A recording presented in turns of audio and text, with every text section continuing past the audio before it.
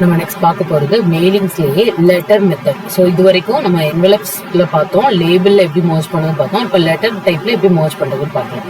So letter option click பண்ணிங்கன்னா நம்மளோட அந்த பேஜஸ் வந்து ஓப்பன் ஆகிக்கும். ஸோ இதில் என்ன பண்ண போகிறோம் அப்படின்னா லெட்டர்ஸ் ஓப்பன் ஆகிட்டு இப்போ நான் என்ன பண்ண போகிறேன், ஸோ டைப் பண்ணணும். நம்மளோட லெட்டர் ஃபார்மட் என்னங்கிறது நம்ம டைப் பண்ணணும். ஸோ நார்மல் ஓல்ட் மெத்தட்லேயே போகலாமே.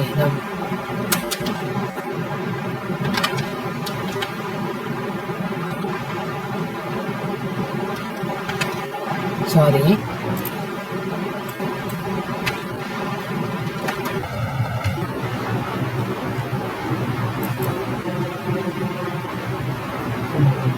மெயிலிங்ஸ்குள்ள லெட்டர் ஓப்பன் பண்ணிக்கோங்க. ஸோ இந்த லெட்டரில்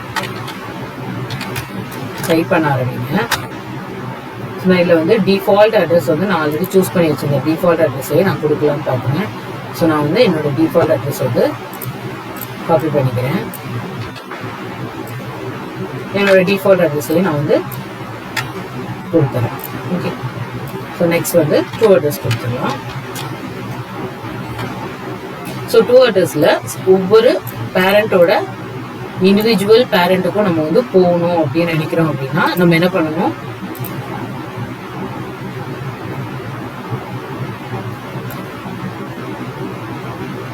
ஸோ நான் என்ன பண்ணுறேன், இப்போ மர்ஜ் பண்ண போகிறோம்.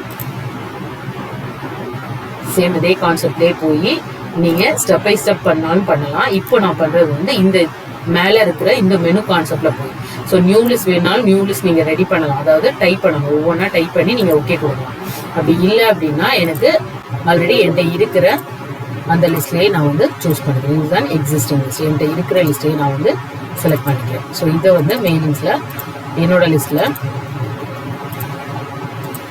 லெட்டர் நான் சூஸ் பண்ணிக்கிறேன். ஸோ என்கிட்ட இருக்கிற டீட்டெயில்ஸில் இப்போ அட்ரஸ் பார்த்து இப்போ வந்து ஃபீல்டு வந்து நம்ம இன்சர்ட் பண்ணிடலாம்.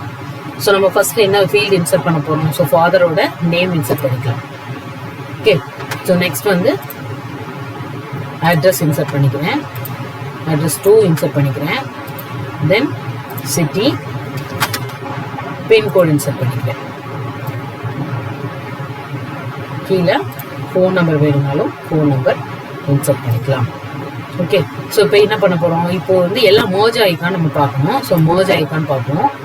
இதில் பார்த்தீங்கன்னா ஃபாதர் நேம் சேம் அதே மெத்தட்லேயே ஃபாதர் நேம் மர்ஜ் ஆகலை. ஸோ ஃபாதர் நேம் கிளிக் பண்ணிவிட்டு ஓகே கொடுத்துருங்க. இப்போ ஆட்டோமேட்டிக்காக ஃபாதர் நேம் மர்ஜ் ஆகிடுது. ஓகே, ஸோ இது வந்து மோஸ்ட் மேட்ச் ஃபீல்டை பார்த்தீங்கனாலே ஃபாதர் நேம் ஓகே இருக்காங்கிறது தெரியும். ஸோ இப்போ நம்ம ப்ரிவ்யூ பாருங்கள். சரி, ஒரு எரர் வந்துட்டு இப்போ ப்ரிவ்யூ பாருங்க.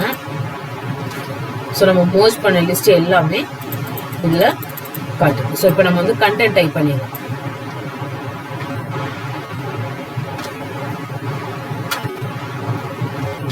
Dear sir or madam. Okay, equal to sum உங்களோட கண்டென்ட் என்ன ரீசனுக்காக நீங்கள் லெட்டர் ஃபார்ம் பண்ணுறீங்க அப்படிங்கிறதையும் நீங்கள் பண்ணிட்டு அலைன் பண்ணிக்கணும்.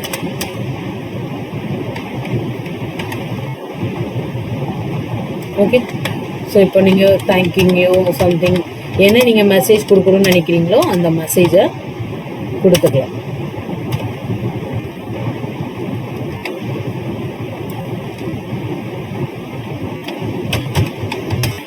ஸோ ஸ்டூடெண்ட்க்கு நம்ம வந்து இப்போ புரிகிற மாதிரி எடுக்கணும் அப்படின்னா இந்த லெட்டர் ஃபார்மேட் வந்து கொஞ்சம் ஈஸியாக இருக்கும் உங்களுக்கு.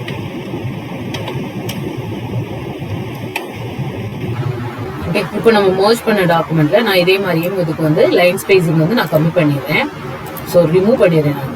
ஓகே, ஸோ ரிமூவ் பண்ணிவிட்டு ஒரு லெட்டர் ஃபார்மேட்லேயே நான் வந்து கொடுக்குறேன்.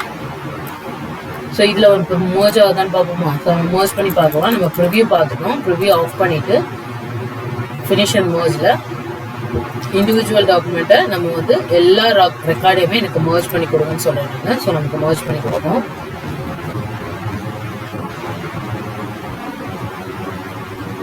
ஸோ நமக்கு எல்லா ரெக்கார்டுமே மர்ஜ் ஆகிடும்.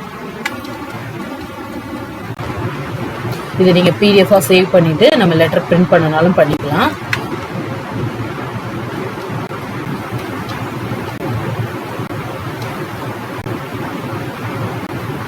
ஸோ பிடிஎஃபாக சேவ் பண்ணிவிட்டு நம்ம லெட்டர் பிரிண்ட் பண்ணாலும் படிக்கலாம். ஸோ லெட்டர் கான்செப்டில் எப்படி மெயில் மர்ஜ் பண்ணலாங்கிறதையும் பார்த்தோம்.